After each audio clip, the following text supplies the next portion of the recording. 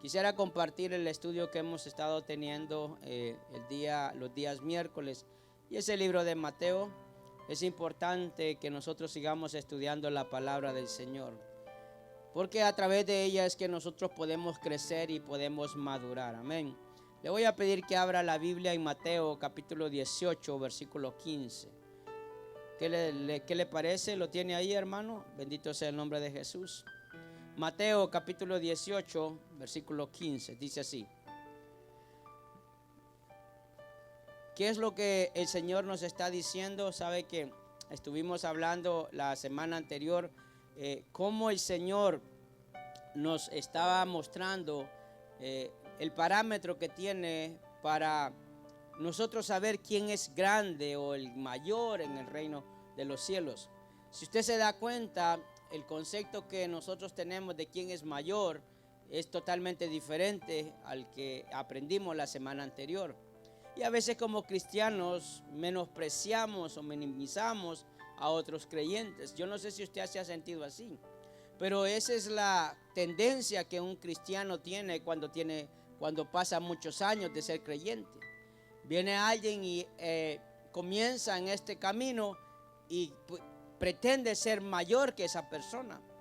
Y a veces no lo grande delante del Señor no lo determina el tiempo que tengamos nosotros de ser cristianos, sino cuánto vivimos la palabra y somos obedientes a ella.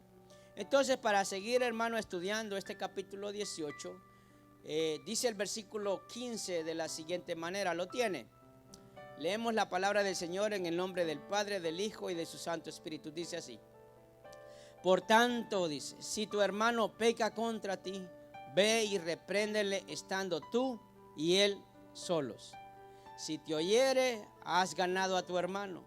Mas si no te oyere, toma aún contigo a uno o dos, para que en boca de 2 o 3 testigos conste toda palabra.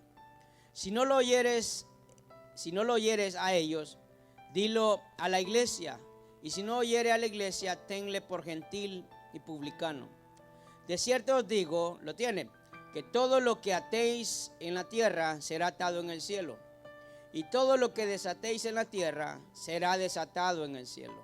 Versículo 19, otra vez os digo, que si 2 de vosotros se pusiesen de acuerdo en la tierra acerca de cualquier cosa que pidieren, les será hecho por mi Padre que está en los cielos. Porque donde están 2 o 3 congregados en mi nombre, allí estoy yo en medio de ellos. Versículo 21. Entonces se le acercó Pedro y le dijo: Señor, ¿cuántas veces perdonaré a mi hermano que peque contra mí? ¿Hasta 7? Jesús le dijo: no te digo hasta 7, sino aún hasta 70 veces 7. Amén. Ahí vamos a dejar esta parte y vamos a seguir leyendo el resto del capítulo. Pero, hermano, en esta noche yo quiero que nosotros podamos aprender cómo el Señor nos instruye acerca de nosotros poder confrontar el pecado cuando miramos cosas que no están bien dentro de la iglesia. Porque quiero que entienda que la iglesia es el cuerpo de Cristo, y al Señor le interesa que realmente seamos verdaderos representantes de Él aquí en la tierra, pero que también la iglesia pueda ser ese instrumento de restauración de alguien. Porque es fácil decirle: tú eres malo, vete, no te quiero aquí, ¿verdad que sí? Y eso es lo que normalmente nosotros hacemos. Por eso, antes de leer estos versículos, el Señor nos estaba enseñando acerca de quién es el mayor en el reino. Porque nosotros pensamos que yo soy mejor que otro, y a veces nos podemos equivocar. Para nuestro concepto puede ser que sí, nosotros creamos que somos mayores que otros, pero para Dios no. Ahora la pregunta aquí es: ¿quién me importa a mí que crea que yo estoy bien? ¿Yo mismo o Dios? Dios, porque engañoso es el corazón, dice la palabra, ¿verdad?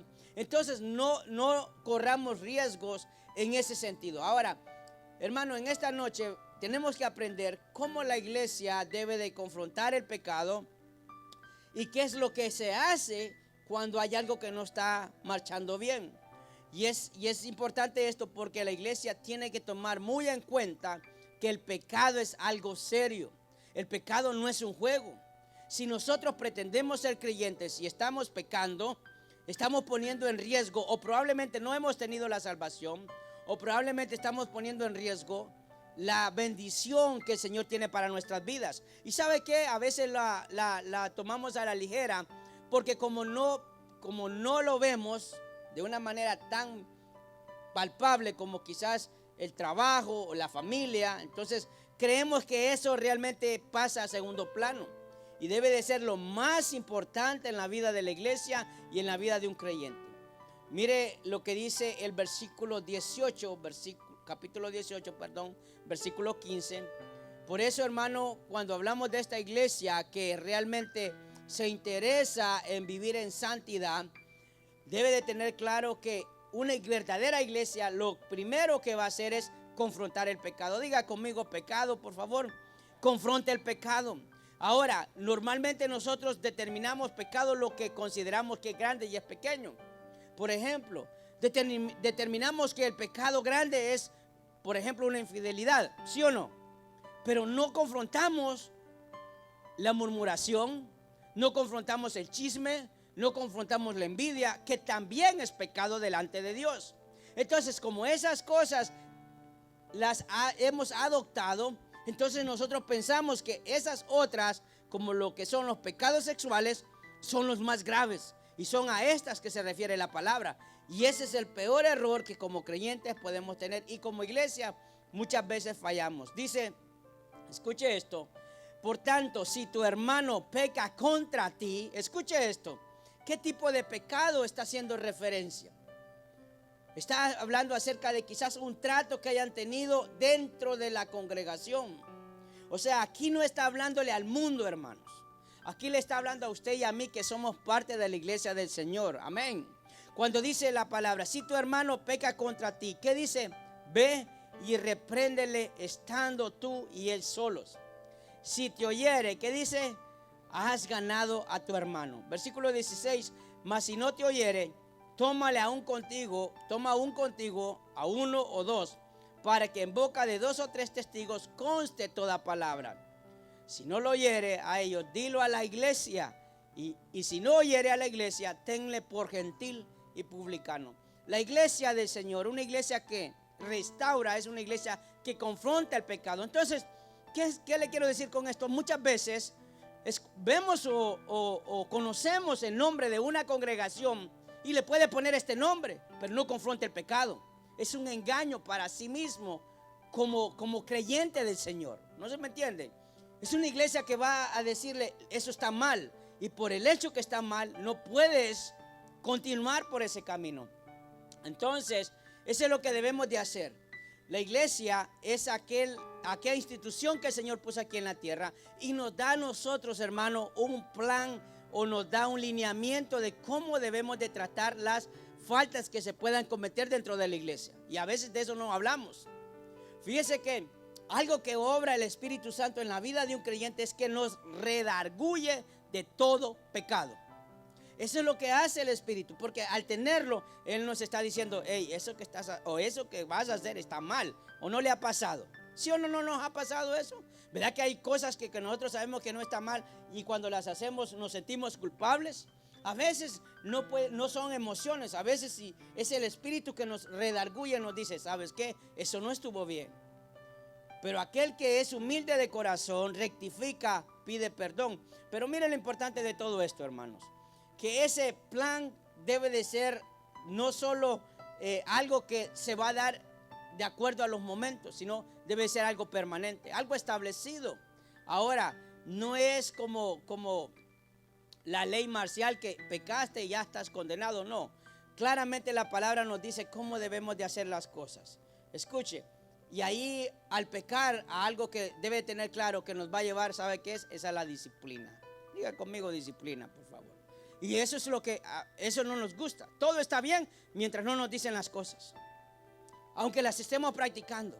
Ahora, eso lo estamos viendo desde el punto de vista de alguien que peca, pero de aquellos, hermanos, como dice la palabra, porque aquí hay dos personas que aparecen en la Escritura, el que peca y el hermano que ve el pecado de alguien, ¿qué es lo que debemos de hacer? Si yo sé que alguien está pecando, lo que tengo que hacer es orar por esa persona, hablar con esa persona, para que esa persona se aleje del pecado. Ahora, ¿qué es lo que normalmente se da dentro de la iglesia?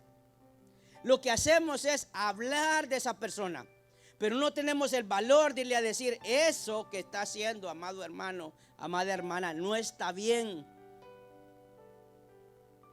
¿Me entiende?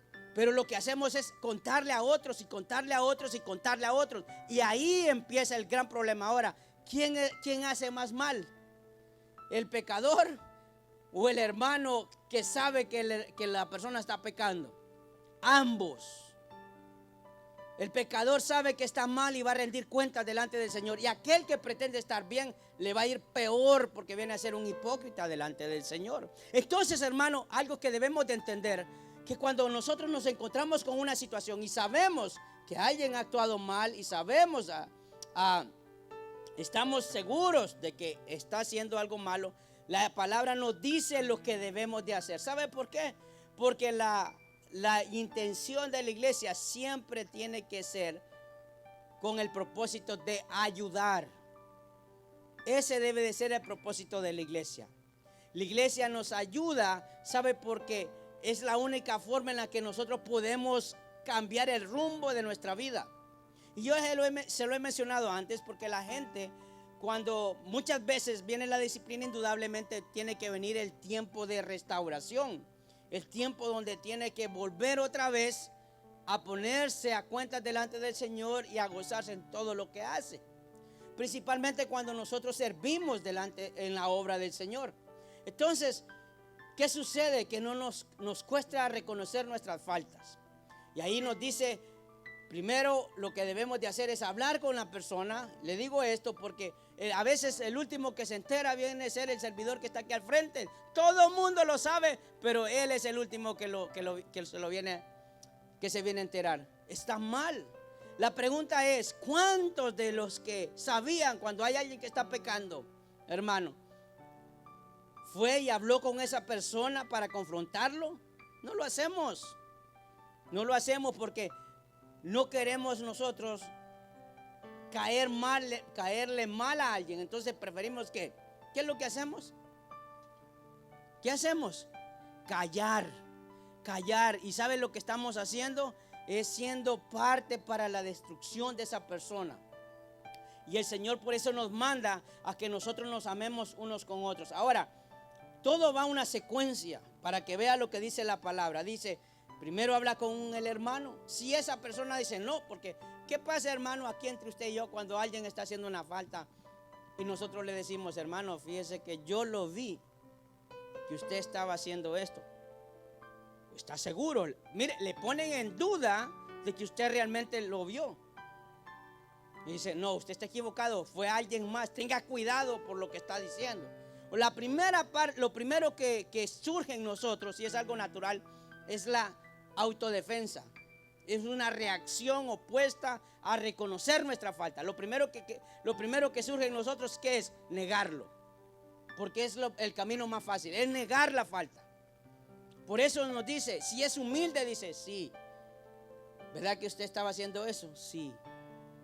Hermano, yo no soy juez para juzgarlo, pero tiene que dejar de hacer eso, porque no está bien. Va a destruir su vida, va a destruir su familia, va a destruir su ministerio. Pero no hacemos eso. Pero la palabra nos está diciendo que hacerlo. Ahora, si esa persona sigue negándose, nos dice qué es lo que debemos de hacer. ¿Qué es lo que se debe de hacer? Llamo a otra persona, a uno o dos más, que sean dos o más los testigos, para que se pueda hablar. ¿Por qué? Porque yo te dije, tú me dijiste y las cosas no fueron así. Mientras cuando son dos o tres, entonces las cosas quedan claras. No se pueden poner de acuerdo dos en un falso testimonio. Y esto no era algo nuevo, hermanos. Mire lo que dice Deuteronomio 18:15. ¿Lo tiene? Deuteronomio 18:15. Dice la palabra. Mire que esto que el Señor Jesús estaba dando instrucción a quienes, a la iglesia. Dice la palabra en Deuteronomio 18:15. No se tomará en cuenta a un solo testigo contra ninguno, en cualquier delito ni cualquier pecado en relación con cualquier ofensa cometida. Solo por el testimonio de 2 o 3 testigos se mantendrá la acusación. ¿Lo encontró? Así dice Deuteronomio 18:15. Dice que la palabra de uno no cuenta, pero sí la palabra de 2. Y esto estamos hablando del Antiguo Testamento. Mira, hermano, yo quiero decirle, porque nos vamos a encontrar con situaciones así. Estamos hablando de una iglesia que tiene que confrontar el pecado y que tiene que corregir lo que se tiene que corregir por amor a las personas, por amor a mi hermano. Ese es el único propósito. Segunda de Timoteo 2:24 dice así. Escuche. Porque el siervo del Señor no debe de ser contencioso, sino amable con todos, apto para enseñar, sufrido. Versículo 25. Que con mansedumbre corrija a los que se oponen, por si quizás Dios les conceda que se arrepientan para conocer la verdad. Es segunda de Timoteo capítulo 2 versículo 24 y 25. Versículo 26 dice así: y escapen del lazo del diablo en que están cautivados a voluntad de él. Lo que está diciendo que aún para corregir nos dice de qué manera debemos de hacerlo. ¿Me está entendiendo, hermano? A veces nosotros corregimos como que son nuestros hijos y haciendo leña del árbol caído, porque también pasa así. La gente se contenta cuando ve que alguien está haciendo algo malo, porque dice, yo sabía que iba a caer. Y lo que debe de causar en nosotros es tristeza, dolor, porque si somos hermanos es como que algo le pasa a un familiar suyo.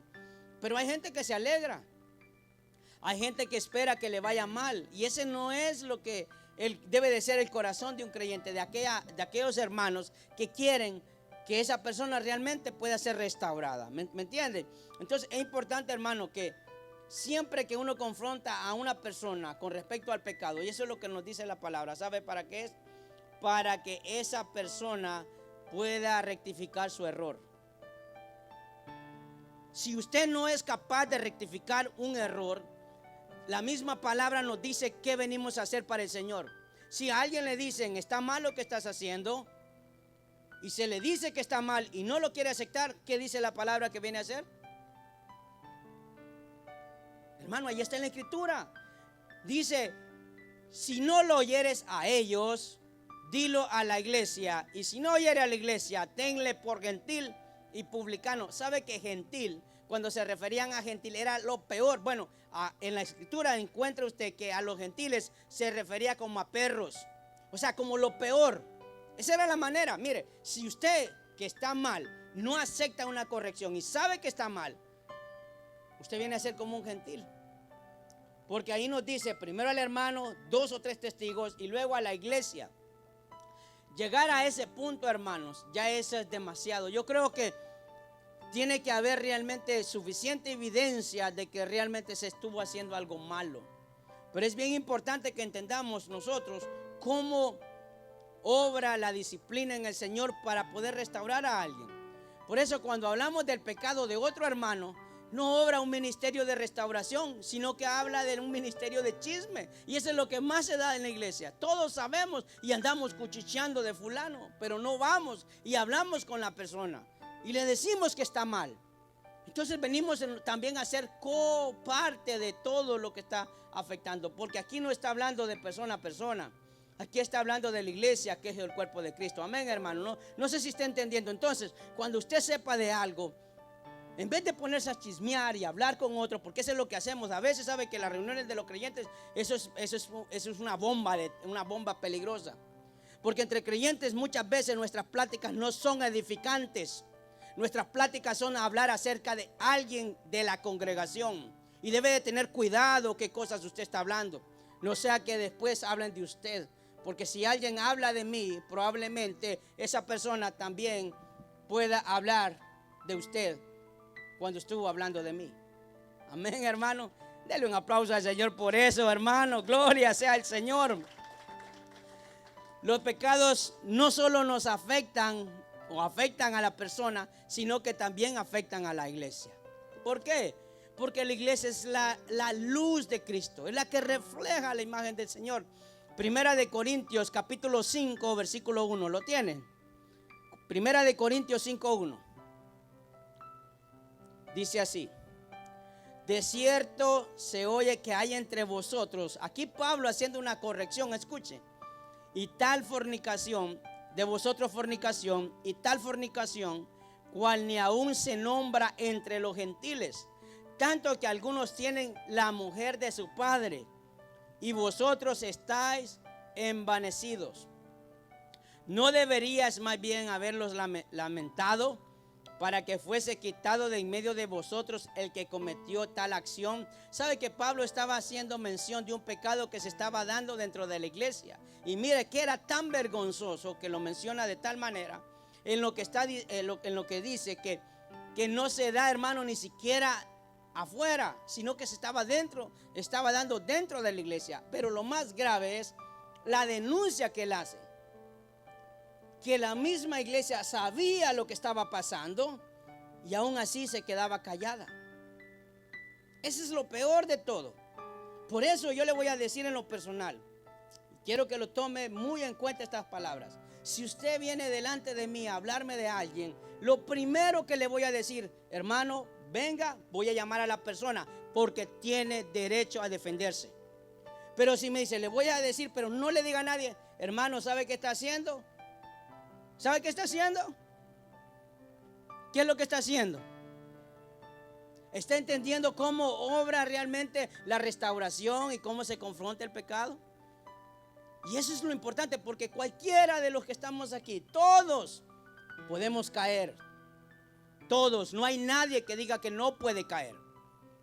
Entonces, cuando tenemos la intención de ayudar a alguien, hagámoslo con amor y lo denunciemos. Por eso usted mira que hay lugares que no les importa si aceptaron a Cristo o no. No les importa si están casados o no. Si hace bien lo que la iglesia necesita, qué bueno, ven, hazlo. Si usted sabe eso. No estás casado, no estás bautizado, no estás... No, mire, yo le voy a decir en lo personal, siempre le pido a las personas que arreglen sus vidas para que puedan servir al Señor. Y usted lo sabe, aunque lo ame en Cristo. Pero el daño se lo hace a la persona y a la obra. Porque el testimonio del Señor tiene que ser, hermano, claro, transparente delante de los demás. Amén. Dice Hebreos capítulo 12, versículo 11. Mire lo que dice. Es verdad, escuche, que ninguna disciplina al presente parece ser causa de gozo. ¿Lo encontró? Sino de tristeza. Pero después, ¿qué dice, hermano? Da fruto apacible de justicia a los que en ella han sido ejercitados.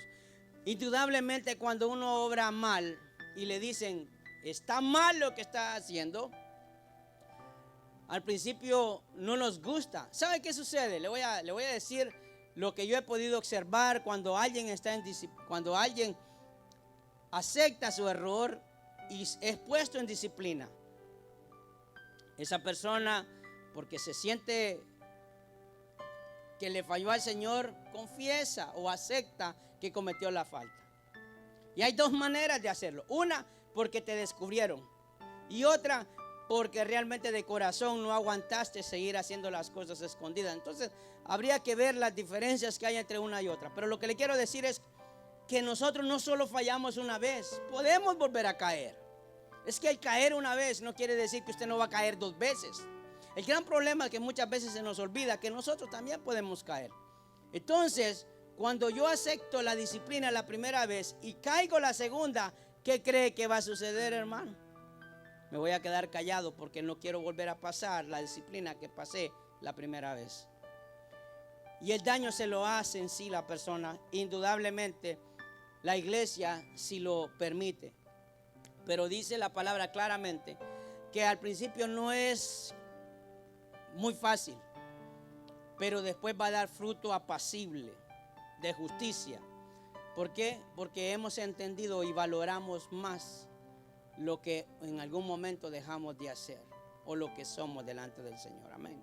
Entonces la iglesia tiene que ser esa iglesia, hermano, esa iglesia que debe de confrontar el pecado. También debe de ser una iglesia, porque hablamos de lo que es la iglesia tiene que ser una iglesia que esté bajo la dirección de Dios. Diga conmigo, dirección de Dios. No de lo que yo piense, sino de lo que dice la Escritura. Mateo 18:18 dice así. ¿Lo tiene? De cierto os digo que todo lo que atéis en la tierra, ¿qué dice? Será atado en el cielo. Y todo lo que desatéis en la tierra será desatado en el cielo. Otra vez os digo que si dos de vosotros se pusieren de acuerdo en la tierra de cualquier cosa que pidieren, les será hecho por mi Padre que está en los cielos. Versículo 20, ¿lo tiene?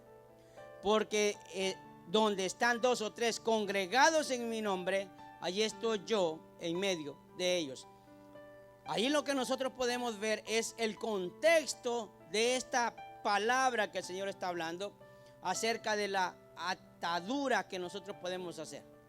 Ahí se está refiriendo, si usted lee el contexto anterior a estos versículos, habla de la autoridad que el Señor le ha dado a la iglesia. Porque lo que sucede es que si alguien está en pecado, habló el hermano, hablaron dos o tres, no corrigió su situación y se lleva delante de la congregación, y aún esa persona no lo acepta, pero la misma iglesia determina, no, esta persona va a estar en disciplina, eso el Señor lo va a respaldar. No sé si me está entendiendo. Por eso Él claramente dice ahí que todo lo que ataras en el cielo será atado aquí en la tierra, porque el Señor le da a la iglesia autoridad. ¿Y sabe lo que hace la mayoría de las personas? Se va de la iglesia y va a otro lugar. Pero el problema no lo lleva la iglesia, el problema lo lleva la persona, porque eso es lo único que es lo más fácil. Luego usted lo mira a esa persona en otro lugar sin cumplir la disciplina y sin rectificar su falta, aquella por la cual fue puesto en disciplina. Entonces, quiero que nosotros podamos entender esos contextos que la palabra habla. Cuando dice en el versículo 19, otra vez os digo que si dos de vosotros se pusieran de acuerdo en la tierra acerca de cualquier cosa que pidiesen, está hablando de aquellos dos o tres que eran testigos de la falta de un hermano. Está hablando de aquella iglesia que se reúne y dice, esta persona, como dijo Pablo, no debería de estar ni entre vosotros por la acción que cometió. Ahora, la iglesia no está para expulsar a las personas, la iglesia está para restaurar la vida de la gente. Y eso comienza con todos los que estamos aquí, amados hermanos. No seamos jueces, seamos ese hermano que ama a su otro hermano y que lo que más anhela es ayudarlo. Amén. Es bien importante. ¿Sabe qué sucede? Cuando la gente está obrando mal en algo, la gente, como ya no participa de algún privilegio, lo que hace es hacer las cosas más grandes de las que hacía y por lo cual fue puesto en disciplina. Eso es lo que sucede. Y ahí nos damos cuenta que viene a ser, como dice la palabra, como ese gentil o publicano delante del Señor. Es muy importante que nosotros tomemos en cuenta porque, hermano, la iglesia va a crecer. Diga conmigo, crecer, por favor. Y entre más crece la iglesia, van a haber más problemas y más situaciones. Pero si la iglesia confronta el pecado, entonces tendremos un crecimiento sano, porque no hay mejor cosa que haya una iglesia que viva de acuerdo a la voluntad de Dios y bajo su dirección. Amén. Entonces, es importante que nosotros entendamos esto, que cuando la palabra dice acerca de las ataduras, de atar y desatar, está hablando bíblicamente de un concepto relacionado al pecado. Y usted lo puede buscar. Todo lo que se refiere a las ataduras de atar y desatar no se refiere a nada material, sino al pecado. Ese es el contexto. Bíblicamente era el significado de esta palabra. Por eso Jesús se lo dio a sus discípulos. Pero nosotros somos buenos para hacer una mezcla de cosas. Pero es a esto que se refiere la Escritura. Amén. Entonces podemos entender nosotros que la iglesia tiene que actuar bajo la dirección de Dios. A veces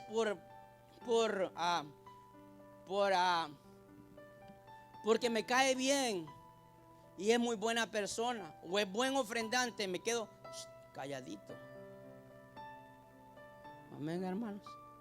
Usted sabe que a veces da eso en la iglesia. Es el mejor, dice. ¿Cómo le digo algo? No. Le está haciendo daño a esa vida y le está haciendo daño al ministerio y le está haciendo daño a la obra del Señor. Amén. Porque entre cielo y tierra no hay nada oculto. Gloria sea el nombre de Jesús. Y ya para finalizar, hermano, una iglesia que pueda restaurar, ¿sabe qué? Extiende ese perdón y gracia. La iglesia no está para condenar, la iglesia no está para juzgar. La iglesia está para disciplinar, para corregir y para ayudar a las personas. Mateo capítulo 18, versículo 21 dice así. Entonces se le acercó Pedro y le dijo, Señor, ¿cuántas veces perdonaré a mi hermano que peque contra mí? Hasta 7. Jesús le dijo, no te digo hasta 7, sino aún hasta 70 veces 7.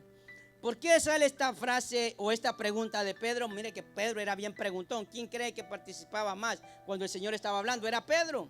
¿Sabe qué era lo que estaba haciendo Pedro? Estaba poniendo un estándar más alto de lo que ponían los religiosos. ¿Por qué? Porque en aquel tiempo los judíos o los religiosos le permitían pedir perdón hasta 3 veces, no más. Y Pedro se fue bien arriba. Dijo, aquí me lo voy a echar en la bolsa al Señor. Dijo, le voy hasta 7 veces. Dijo, porque miraban 7 aquí, 7 allá, 7 allá. No. Y el Señor le responde de la siguiente manera. Hasta 7 veces, como dice, 70 veces 7. O sea que no eran 7 veces lo que hay que nosotros pedir perdón. Ahora, para poder nosotros entender esto que el Señor nos dice, utiliza una parábola y habla acerca de los deudores. Mire lo que sigue diciendo en el versículo 23. Por lo cual el reino de los cielos es semejante a un rey. Escuche, a un rey que quiso hacer cuentas con sus siervos. Versículo 24, y comenzando a hacer cuentas, le fue entregado uno que le debía 10,000 talentos. A este, como no pudo pagar, ordenó a su señor venderle y a su mujer e hijos y todo lo que tenía para que se le pagase la deuda. Entonces aquel siervo postrado ¿qué dice? Suplicaba diciendo, Señor, ten paciencia conmigo y yo te pagaré todo. Y el señor de aquel siervo, movido a misericordia, le soltó y le perdonó la deuda. Pero saliendo aquel siervo, halló a uno de sus consiervos que le debía 100 denarios y haciendo de él, le ahogaba diciendo, págame lo que me debes. Entonces su consiervo, postrándose a sus pies, le rogaba diciendo, ten paciencia conmigo y yo te pagaré todo. Mas él no quiso, sino fue y le echó en la cárcel hasta que pagase la deuda. Viendo sus consiervos lo que pasaba, se entristecieron mucho y fueron y se refirieron a su señor todo lo que había pasado. Versículo 32. Entonces, llamándole su señor, le dijo, siervo malvado, toda aquella deuda te perdoné porque me rogaste. ¿No debías tú también tener misericordia de tu consiervo, como yo tuve misericordia de ti? Entonces su señor, enojado, le entregó a los verdugos hasta que pagase todo lo que le debía. Así también mi Padre Celestial hará con vosotros, si no perdonáis de todo corazón cada uno a su hermano sus ofensas. Fíjese, para que entienda todo el contexto de esta parábola, es muy clara para que usted y yo lo podamos entender. Ahí, hermano, la falta de perdón que nosotros podamos llegar a tener es por no ser conscientes de lo que Dios nos ha perdonado. Y aquí literalmente nos habla acerca de qué tan grande era lo que este rey le había perdonado a su siervo. Porque un siervo era un esclavo, lo único que vivía en la casa del rey, pero era un esclavo. Pero de una u otra manera este rey utiliza el Señor esta parábola para poder entender cuánto era lo que ese siervo le debía. Si habla de 10,000 talentos, ¿sabe cuánto equivale 10,000 talentos, hermano? Si un talento son 75 libras de plata, entonces 10,000 talentos, ¿cuántos son? 75,000 libras de plata. Ahora, si usted busca en Google cuánto vale una libra de plata, aún el día de hoy, vale una libra de plata, viene costando aproximadamente $300. Multiplique 75,000 por $300. ¿Sabe cuánto era? Aproximadamente 22,500,000, algo así. Eso era lo que se le había perdonado a ese siervo. Mira, hermano, y luego la parábola continúa diciendo que a ese siervo le debía un consiervo. Y dice que le debía ¿cuánto? 10, 100 denarios. ¿Sabe lo que es un denario? Un denario, si lo hace a un cambio el día de hoy, son $2. Póngale que sea de 2 a 6. No se sabe a ciencia cierta. ¿Cuánto era lo que ese consiervo le debía a ese siervo? Aproximadamente de $200 a $600 el día de hoy. Compare la deuda que ese rey le había perdonado a ese siervo. Está hablando de millones y millones. Ni aún, hermano, juntando nuestras casas y todos nuestros bienes aquí en este lugar, podríamos deber tanto. Solo que usted esté tal, pero no, yo no sé, ¿verdad? Pero no creo. Ni aún juntando todas nuestras deudas podríamos llegar todos juntos a deber esto. Pero imaginémonos, hermano, qué tan grande fue ese acto de misericordia de este rey que dice que le perdonó la deuda, pero a él le debían. Hermano, así obra la gracia del Señor para nuestras vidas. Por eso la iglesia no puede ser juez en medio del pecado que pueda haber. Siempre tiene que restaurar. ¿Sabe por qué? Porque no nos debemos de olvidar de que por la gracia del Señor es que somos salvos. Que estamos aquí por su amor y su misericordia. Que no, aunque hagamos lo que hagamos, jamás podremos pagar el precio que Él pagó en la cruz del Calvario por nuestras vidas. Denle un fuerte aplauso a Él. Si usted y yo entendemos eso, ahora podremos entender qué tan fácil puede ser perdonarle el pecado a alguien que nos ha ofendido. Si entendemos el valor que tiene el perdón de nuestro Señor Jesucristo, se nos va a ser fácil entender o poder hacer o practicar o dar perdón a aquel que nos ha ofendido. Por eso, hermano, hay una gran diferencia en decir y hacer. El Señor nos da a nosotros todo el lineamiento para poder ser una iglesia que se mueva bajo la dirección del Señor. Y ese es mi anhelo, ese es lo que está en mi corazón. Y a veces la palabra puede ser dura, pero es necesaria. Y a veces lo que nos sucede es que la gente se enoja. La gente se toma una actitud que quizás uno no conocía hasta que sale el pecado a la luz. Hasta que viene la corrección, hasta que viene la disciplina. Pero todos podemos llegar a pasar por eso. Yo le hablo con propiedad. Yo sé de lo que le estoy hablando. Sé lo que se pasa, el poder estar en disciplina. Sé lo que es ser restaurado. Sé lo que es disfrutar las bendiciones del Señor. Yo sé de lo que le hablo. No estoy aquí hablando de algo que no desconozco. Le hablo con propiedad por la gracia y misericordia del Señor. Estoy aquí parado. Amén. Y siempre estaré agradecido por eso. Ahí donde está, por favor, cierre sus ojos.